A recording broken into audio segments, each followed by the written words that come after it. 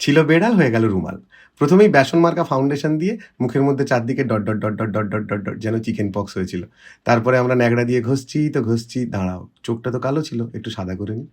হ্যাঁ, হ্যাঁ, ব্যাস। এবার এই ডিম মার্কা স্পঞ্জটা দিয়ে আমি জিনিসটাকে একটু মিলিয়ে নেব সুন্দর করে। তারপর ধুলো জমেছিল তো, তাই ঝাঁটা দিয়ে একটু পরিষ্কার করে নিচ্ছি নাকের কাছে। আহা, কালি ছিল না, তাই এটা দিয়েই লাগিয়ে নিলাম। দেখো তো চোখটা সুন্দর আঁকছি। না না, সরি, ভুরু।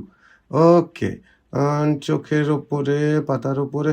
থুস, এটা দিয়ে হবে না, দাঁড়া, আমাকে একটু হাত দিয়ে ঘষতে হবে। এই যে ঘষে টষে দেখো তো চোখটা ঠিক একদম কড়ার পেছনের মতো চকচক করছে কিনা। আচ্ছা, চোখের পাতাটা আঁচড়ে নি, সুন্দর কালচে।